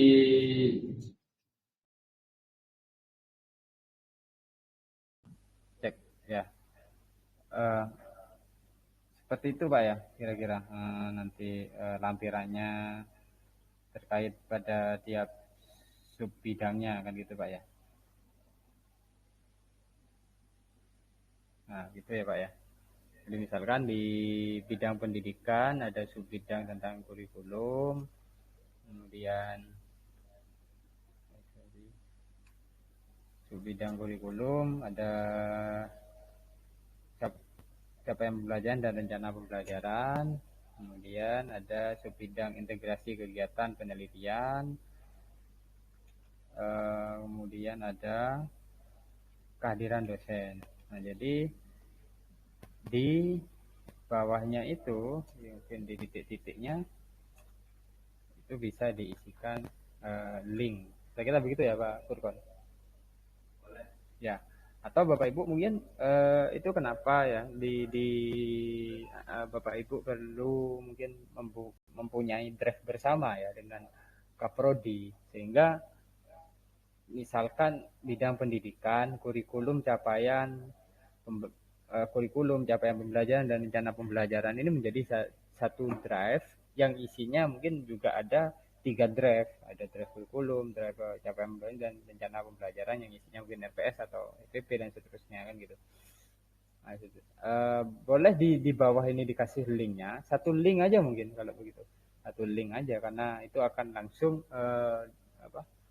masuk ke drive yang dimaksud atau drive dokumen yang dimaksud gitu kan. Bisa ini di hyperlink Ibu ya. Bapak Ibu ya, di hyperlink. Nah, jadi sisipkan link itu kalau di tinggal masukkan mungkin kayak gini misalkan. Nah, ini sudah ngelink ini Bapak Ibu ya. Sudah ngelink, cukup seperti ini. Kalau dipakai dokumen ya dokumen ini kan Google Doc ya, kalau yang dokumen yang itu pakai hyperlink, tapi kalau pakai yang Google Doc ini tinggal sisipkan link ini. Nah, kayak gitu. Nah, seperti ini misalkan. Nah, kalau sudah biru-biru gini berarti ini sudah ada linknya dan ketika diklik itu langsung akan menuju ke drive yang dimaksud atau pada dokumen yang dimaksud. Gitu. Dan selanjutnya mungkin yang bidang penelitian, bidang PKM, kemudian luaran apa namanya? Hah? Luaran dan apa tadi? Bentar.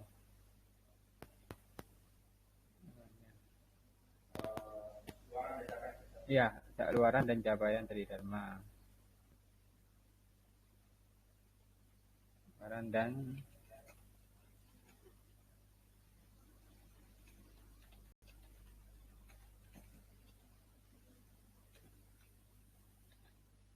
nah, seperti ini. Kalau memang dalam tiap bidang ini ada sub bidangnya lagi, ya tinggal ditambahkan seperti ini. Nanti saya rapikan dulu ya, Bapak Ibu ya. Saya rapikan untuk ininya, ya kira-kira untuk menampilkan lampiran seperti inilah. Kira-kira seperti itu, Bapak Ibu.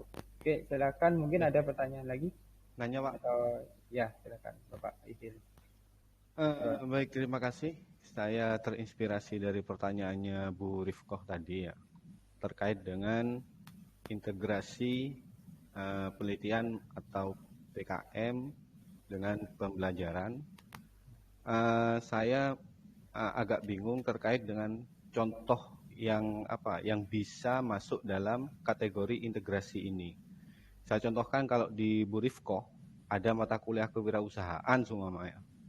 Kemudian mahasiswa itu diberi tugas untuk jualan, atau tugasnya itu untuk jualan Quran atau kitab. Nah, itu apakah masuk dalam kategori integrasi ini atau bagaimana? Kemudian kalau seandainya KKN ya, jadi KKN itu mahasiswa yang melakukan penelitian IAT tapi tidak sesuai dengan tidak sesuai dengan linearitasnya. Jadi kalau dia IAT kemudian dia itu di KKN-nya yang nanti ternyata sinkron dengan salah satu mata kuliah tapi tidak linear, itu apakah juga masuk dalam integrasi pembelajaran ini? Kemudian yang kedua terkait dengan RTL itu ya. Jadi kalau seandainya ada temuan nih, ada daftar hadir yang tadi disampaikan oleh Bu Novela tidak ditemukan oleh salah satu atau salah dua dosen, tidak mengumpulkan absensi sehingga tidak bisa menulis realisasi atau bahkan tidak bisa menentukan kesesuaian tadi. Itu kan harus ada temuan bahasanya, atau tadi kalau di Monef ini ya, yang perlu ditindaklanjuti. Apakah ditindaklanjutinya ini harus dipenuhi? Jadi ini kan pembelajaran semester ganjil. Di semester ganjil ini seharusnya dari 10 dosen maka ada 10 absensi. Dari 10 absensi yang ada ternyata dari 10 dosen yang ada absensinya hanya 7, sehingga tidak bisa mengisi salah satu kolom seperti yang dicontohkan oleh Bu Novela. Nah, apakah di rencana tindak lanjutnya itu dosen ini harus mengumpulkan atau ya tidak perlu, tapi hanya menyampaikan bahwasanya dari sekian dosen yang harus mengumpulkan ini ternyata hanya 70% saja, atau di Monef yang berikutnya itu ditagih. Begitu, Pak. Terima kasih, itu saja. Terima kasih Bu Rifkoh sama Bu Novela karena sudah terinspirasi bagi saya ya, sehingga saya bisa bertanya juga. Sama-sama Pak Idil. Baik, terima kasih ya Pak Idil atas pertanyaannya yang menyambung pertanyaannya Bu Rifkoh. Untuk integrasi seperti ini, integrasi itu ada yang ketika sudah itu menjadi seperti tadi ya dicontohkan, ada artikel penelitian yang kita punya dan itu menjadi bahan ajar, gitu ya, menjadi bahan ajar yang muncul di RPS. Kemudian contoh lagi, sebenarnya dari tadi saya nyari, sebenarnya Unuja itu punya pedoman integrasi. Mungkin insya Allah sudah pernah saya share ya di grup GKM GCM. Pedoman integrasi ya penelitian PKM terhadap pembelajaran itu sudah ada. Sambil lalu ya nanti saya cari. Nah, bagaimana kalau kegiatan misalkan Pak Idil punya toko, ya, kemudian Jangan Pak, yang IAT itu kan mahasiswanya ini Pak ya. Yang apa? Dosennya apa mahasiswanya? Dosennya yang jualan Quran sama kitab. Apa Oh, mahasiswanya gitu, yang ya. aneh? Begini, ya, yang pasti proses perkuliahan itu skenario-nya ada di RPS, kan gitu ya. Skenario-nya ada di RPS. Tertulis seperti apa di dalam RPS? Misalkan dosen pada mata kuliah, misal dicontohkan oleh Pak Idil pada mata kuliah apa? Kewirausahaan, ya, itu menugaskan, ya, menugaskan entah itu tugas terstruktur atau tugas mandirinya, itu menugaskan kepada mahasiswa untuk langsung praktek tentang kewirausahaan. Ya sederhananya disuruh ini jualan misalkan, atau disuruh ada UKM dibantu misalkan, kan gitu ya, dibantu untuk proses pemasarannya kan gitu. Nah, itu harus muncul di RPS-nya dulu. Nah, kemudian nanti outputnya dalam bentuk apa? Ya pasti laporan PKM atau produk apa yang lain. Ya, produk apa yang lain. Jadi contoh kasih saya pernah melakukan, Pak. Saya pernah melakukan begini. Ketika mahasiswa itu KKN, saya ada 2 mata kuliah ya, yang saya pegang. 2 mata kuliah yang saya pegang. Waktu itu KKN kan, KKN yang tahun kemarin, KKN apa itu? UBI ya, apa? Ya yang kemarin ini. Nah, itu saya menugaskan kepada mahasiswa di mata kuliah saya itu untuk praktek ngajar di salah satu lembaga kursus. Nah, itu ujungnya nanti ada laporan PKM.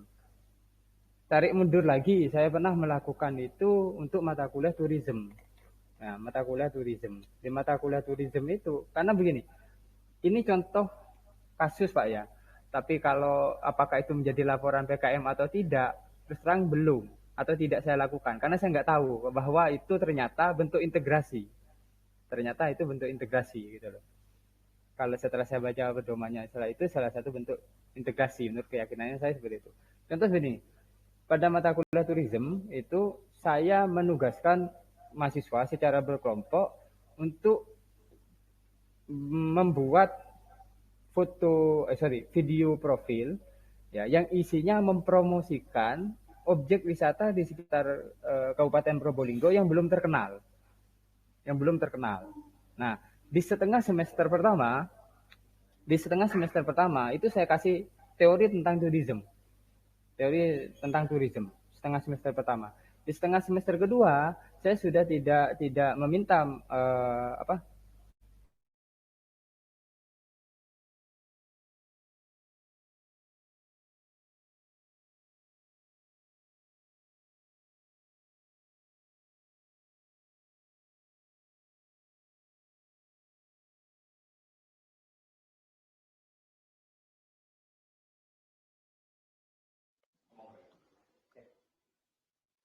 Suaranya terdengar Bu ya? Tidak, Pak. Enggak, ini pakai punya saya, Pak.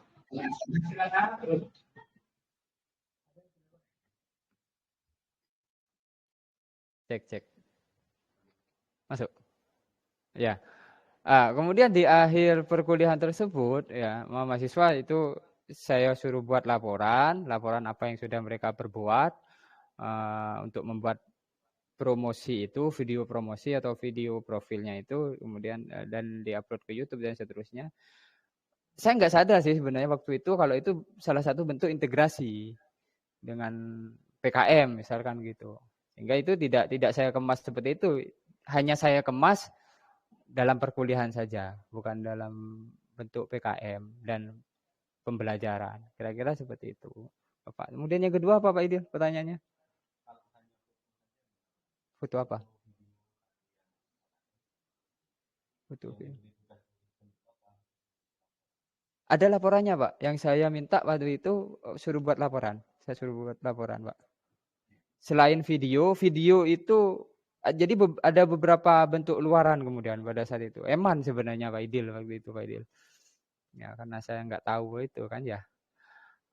Ada beberapa bentuk luaran. Yang pertama saya suruh buat video profil. Video profil ini diupload ke YouTube di channel kalau nggak salah saya suruh anak-anak PBI itu buat channel sendiri khusus untuk angkatan itu gitu, buat channel YouTube. Itu yang pertama. Yang kedua, saya suruh buat brosur. Saya suruh buat brosur. Brosur atau buklet. Yang ketiga, saya suruh buat laporan. Segitunya, Pak. Cuma enggak jadi. Senioritas apa, Pak? Kan saya mata kuliah wirausahaan di IAT, tidak masalah. Đã buồn lòng lì làm hai tàn deh Pak jawab nih. Mbak Fitri, kalau udah selesai saya mau nanya sebentar lah terkait dengan teknis laporan.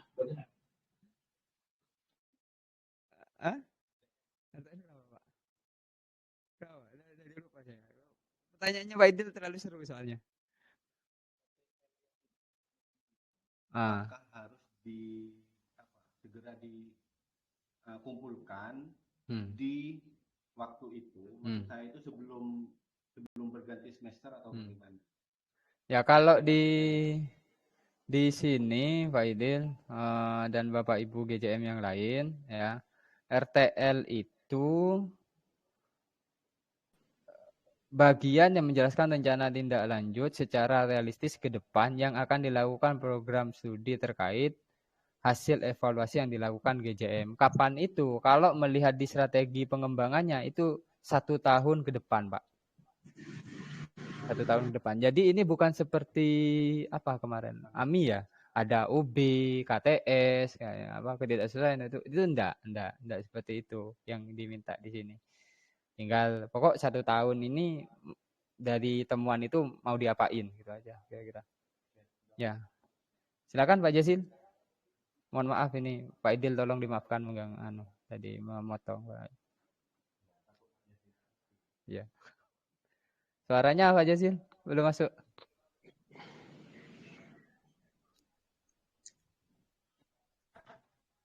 Baik, saya ingin nanya tentang teknis pelaporan di laporan GJM. Di poin di evaluasi poin ini Pak.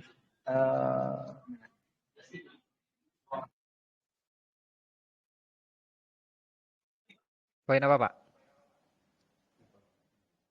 Evaluasi. Ini mana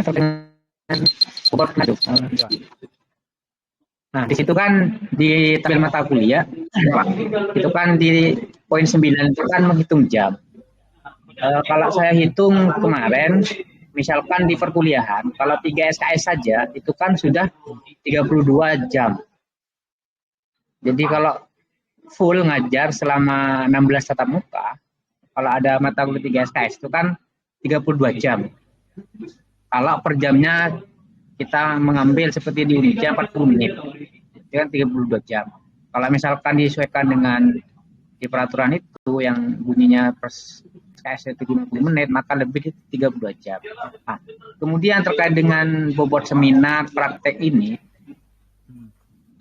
misalkan ada satu dosen, misalkan beliau ngajar 3 SKS. Kemudian selama 1 semester beliau sudah 16 kali tatap muka masuk terus gitu ya. Kemudian apakah kalau poin seminar dan praktek ini juga dilakukan, berarti ini akan nambah jam atau gimana?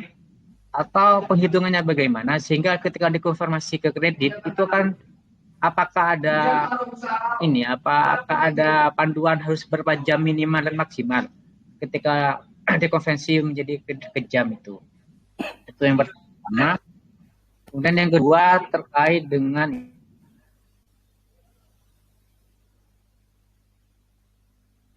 ini hasil menit dalam ini capaian kinerja, Pak. Kerja itu kan otomatis menganalisa dari poin di bab 2 itu, Pak ya. Di poin 1 kurikulum, kemudian poin 2 itu apa sudah strategi itu sudah di atas itu, yang nanti capaian kerja ini nanti kan dijabarkan per poin gitu ya. Kurikulum itu kontennya apa, Pak? Jadi kalau saya lihat di beberapa laporan yang ada saya cek di internet itu, atau saya cek juga di misalkan di LED di Pasca itu, jadi yang di capaian kinerja itu isinya adalah di per poin itu yang dibahas adalah yang saja ini benar ya, atau ada poin-poin lain. Misalkan satu itu adalah evaluasi kinerja itu tersebut, capaian kinerjanya. Jadi yang isinya itu adalah misal kelebihan, kelemahan, penyebab, dan strategi pemecahan. Apakah seperti itu nanti poin-poinnya di capaian kinerja, atau LP2M punya punya kerangka poin sendiri di capaian kinerja ini. Jadi kalau saya lihat di LED itu, kemudian beberapa laporan pembelajaran UNED di beberapa kampus itu, isi dari capaian kinerja itu adalah yang di penilaiannya poin-poinnya adalah kelebihan, kemudian kelemahan, penyebab, dan strategi pemecahannya. Ya, itu kan bersesuai dengan kalau yang di beberapa laporan itu ya, apakah itu seperti AMI yang itu nanti kan pemantauannya dilihat dari RTM. Kemudian di link-link ini terakhir, yang di link-link ini apakah berarti untuk link-link ini Pak ya, berarti sepakat kalau di paling akhir Pak ya, di apa namanya, di poin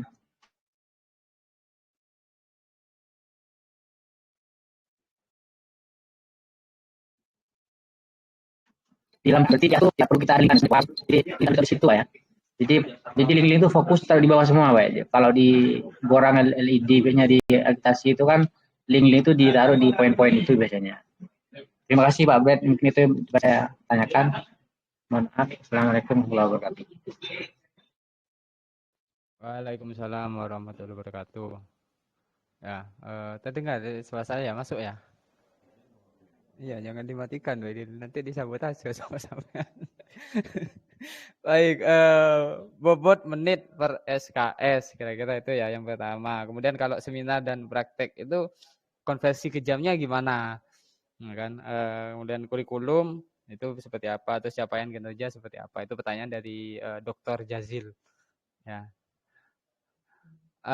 Baik, Bapak Ibu, untuk poin konversi kepada apa namanya, dari jumlah SKS ke jumlah menit itu ada di Permendikbud nomor 3 tahun 2020 pasal 19 ya.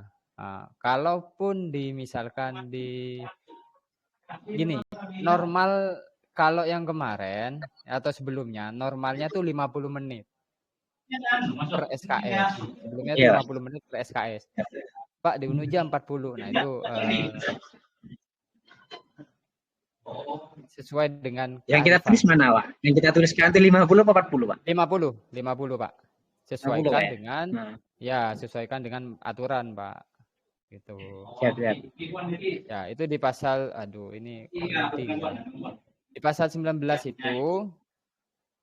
itu dijelaskan ya Pak Jasil ya. Artian kalau perkuliahan itu hanya tutorial atau ceramah itu per SKS-nya 50 menit. Bagaimana kalau ada mata kuliah yang 3 SKS, kemudian 1 SKS-nya untuk ceramah, untuk kuliah ya, 1 SKS-nya untuk tugas mandiri, 1 SKS-nya untuk tugas terstruktur gitu ya. Ya berarti tugas mandiri dan tugas terstruktur jumlah menitnya beda Pak per SKS. Kalau tugas mandiri dan tugas terstruktur itu per SKS menitnya itu 60 menit. Ya, berarti ngitungnya ditambah berarti ya nanti ya. Jumlah jam itu.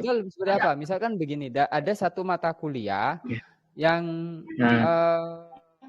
harus ada ceramahnya, kemudian tugas mandiri, tugas terstruktur. Nah, kira-kira apakah tugas mandiri dan tugas terstruktur ini dikerjakan 16 pertemuan misalkan, atau di pertemuan-pertemuan keberapa misalkan. Nah, itu hitungannya kan yang paling tahu ya di dosen yang membuat RPS kan, itu yang bunyinya kan di situ kan. Kalau di RPS sekali lagi skenario perkuliahan sudah ditulis di RPS. Jadi di pertemuan keberapa misalkan mahasiswa melakukan tugas mandiri, di pertemuan keberapa tugas terstruktur gitu. Memang Pak Jazil kalau di prodi-prodi seperti kita ya yang di pendidikan itu agak abstrak memang Pak Jazil ya. Ini banyak ditemui di prodi-prodi teknik, prodi-prodi kesehatan itu seperti itu. Prodi kesehatan itu, bahkan prodi kesehatan itu lebih rinci lagi, pembagiannya itu lebih rinci lagi gitu loh, ya, lebih complicated lagi. Oh berarti gini Pak ya, jadi mohon maaf Pak, jadi GJM ini misalkan cuma ngecek RPS, apakah itu sudah bisa mewakili Pak? Atau kita perlu harus interview dengan dosen yang bersangkutan untuk menentukan bobot SK. Misalkan ada mata kuliah 3 SKS. Apakah 3 SKS itu dipakai untuk ceramah, apakah seminar, atau satunya adalah praktek gitu ya. Jadi kalau misalkan hanya digunakan tutorial kelas saja, kalau saya hitung 3 SKS 16 pertemuan, itu satu dosen itu bisa 32 jam. Kalau tidak ada seminar atau prakteknya. Jadi kalau misalkan itu sama-sama dilakukan, berarti penghitungannya apa istilahnya? Dibagi-bagi berarti. Berarti kalau misalkan dalam satu proses perkuliahan itu ada misalkan pertemuan pertama itu ceramah saja berarti itu kan 3 SKS itu kan kali 50 gitu.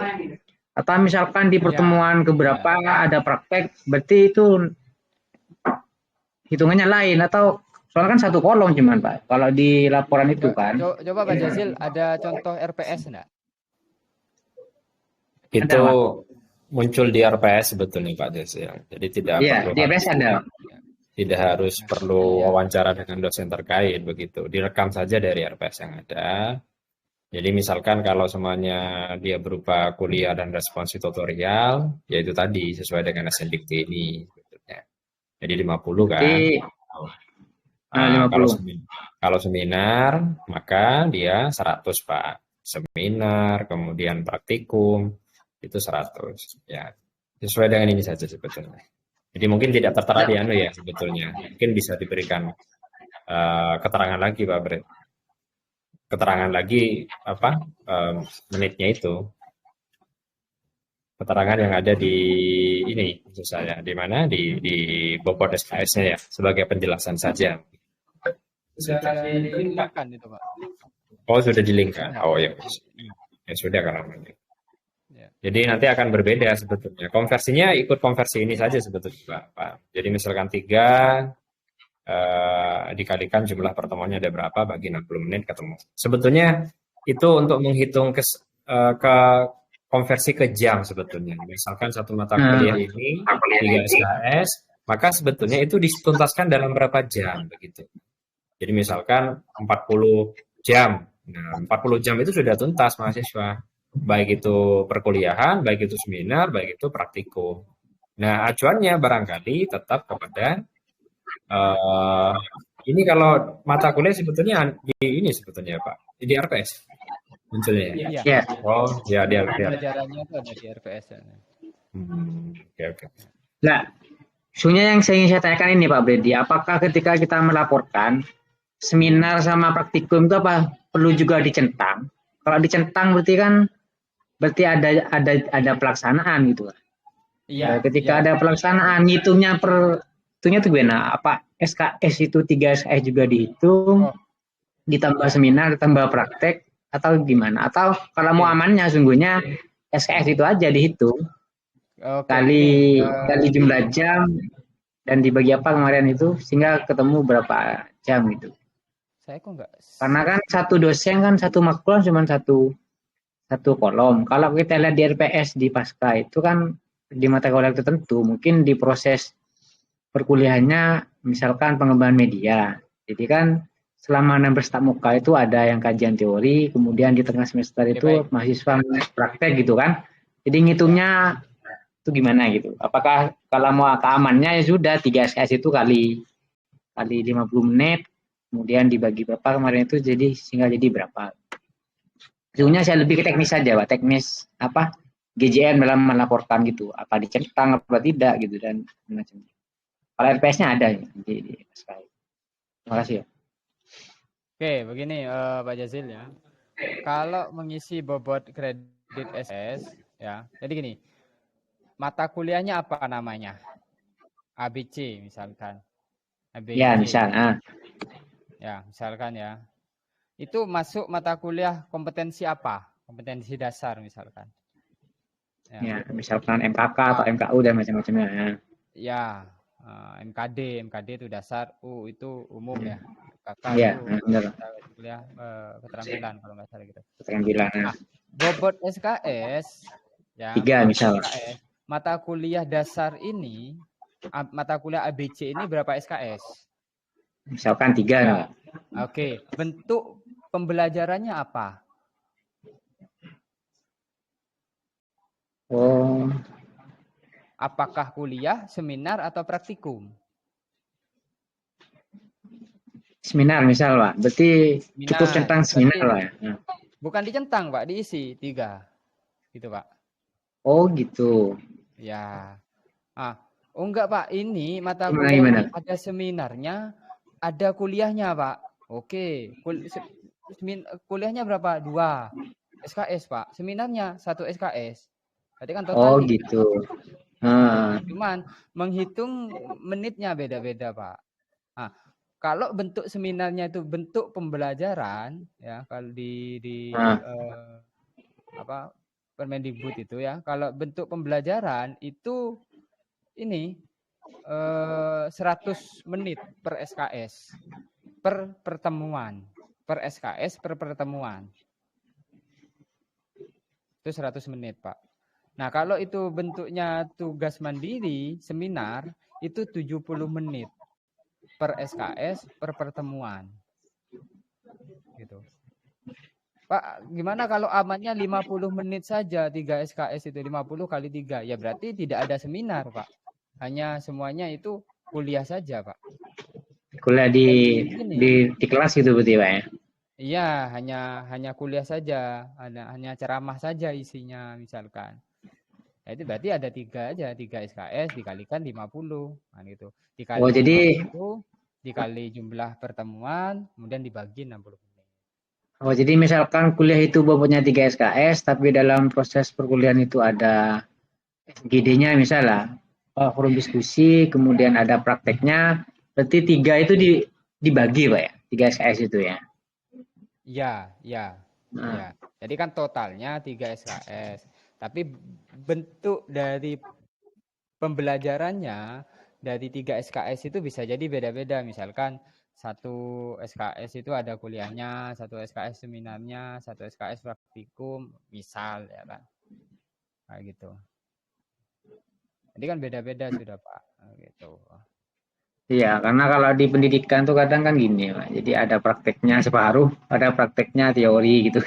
Itu kadang kita kerepotan mau menghitungnya. Soalnya kan kalau di RPS kan rinci, Pak, pertemuan kan, ada seminarnya, ada prakteknya. Ketika dilaporkan di kolom 1 kolom saja, kadang untuk menjabarkan ini kan, saya kemarin kadang sempat saya baca-baca, ini ngisinya gimana? Apakah misalkan 3 SKS, seminar ini apakah mahasiswa ikut seminar di luar dan itu dihitung, atau praktek ini apakah sinergi satu kegiatan dengan proses perkuliahan atau gimana? Sehingga kemarin saya ngitungnya juga sedikit bingung. Kalau hanya misalkan diisi hanya kuliah saja 3 SKS, berarti kan 3 kali 50 menit gitu kan.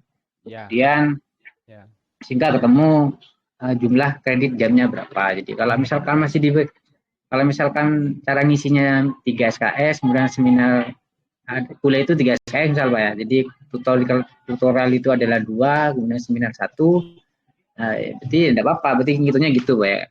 Karena kan ya kita hitung rapelan aja mungkin. Jadi anggap sudah ketika perkuliahan itu ada tutorialnya seperti diskusi, kemudian ada prakteknya 1 SKS. Jadi kan enak gitu Pak. Saya kemarin angkanya gini, 3 SKS, kemudian seminar centang, kemudian praktikum centang gitu. Sehingga kalau di jumlah total kan banyak kan. Sehingga melebihi dari jumlah SKS yang ada di Unuja kan. Takutnya dosennya kelebihan jam kredit dari 3 SKS-nya. Terima kasih ya Pak. Ya. Pak Bret. Ya, sama-sama Pak. Ada artian jumlah SKS itu jumlah menitnya beda-beda. Artian misalkan untuk S1 itu minimal 144 ya, kalau nggak salah 144 SKS. Tapi kan kalau dihitung menitnya atau dihitung jamnya kan tidak 144 dikali 50, tergantung bentuk pembelajarannya seperti apa gitu Pak. Oke. Jadi kalau konferensi kredit ke jam ini tidak ada minimal maksimal Pak, ada Pak ya? Ya dibagi 60 menit. Ya enggak, maksudnya ketika jadi berapa jam itu tidak ada standar minimal berapa maksimal, tidak ada Pak ya? Tidak ada Pak. Tidak ada Pak. Sesuai ya, dengan minimalkan mungkin 50 menit kali 50 misalkan 2 SKS ya. 50 kali 2 kali 16 itu kan dibagi 60 kan kira-kira gitu kalau di pendidikan kan banyak yang 2 SKS. Ya, kira-kira seperti itu, Pak. bobot kredit kali beban. Ya. Nanti ngitungnya misal nih Pak ya. Kuliah itu 2 SKS, praktek 1 SKS misal ya. Berarti ngitungnya tetap 3 kali 50. Enggak Pak, lain ya. Berarti 2 kali 50. Ya, berarti satunya berarti 1 kali 60 gitu Pak. Cuman kemudian tambah jadi 1 ya. Ya.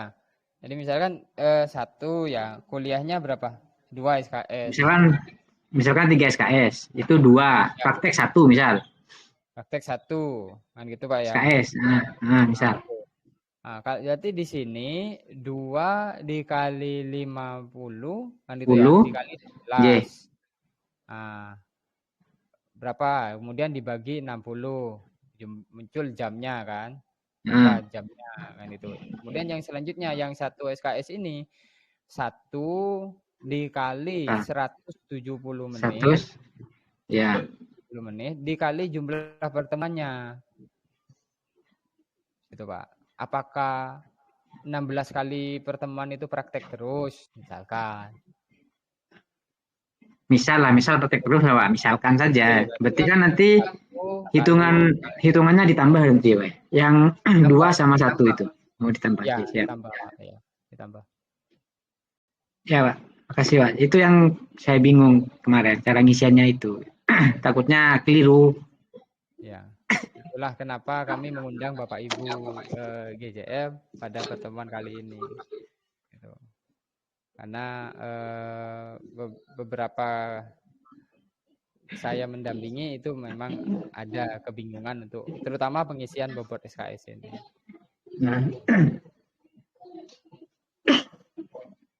Ya mungkin ada yang lain? Atau Pak Jazil cukup? Atau masih ada pertanyaan lain? Atau yang lain Bapak Ibu GJM? Monggo. Ada pertanyaan kah? Ini sudah 2 jam. Masih ada lagi.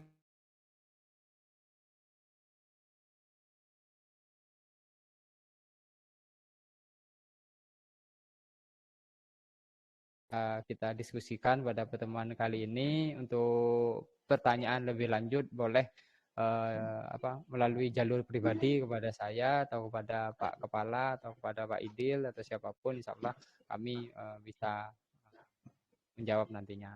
Ya. Itu dari saya. Siap. Kurang lebihnya mohon maaf.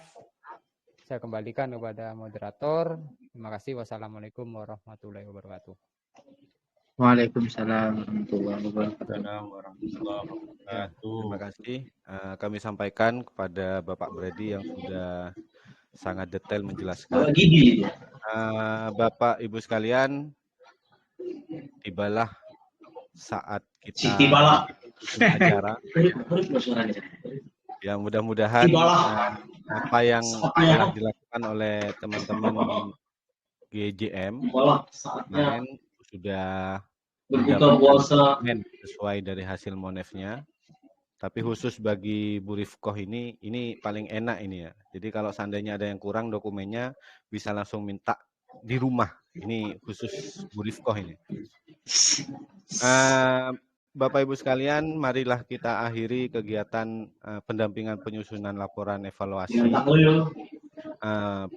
gugus jaminan mutu dengan ucapan alhamdulillah bersama-sama. Alhamdulillahirrahmanirrahim. Saya selaku moderator, terima kasih atas kehadiran Bapak Ibu sekalian dari awal hingga akhir. Mohon maaf jika ada salah-salah kata. Assalamualaikum warahmatullahi wabarakatuh. Waalaikumsalam warahmatullahi wabarakatuh.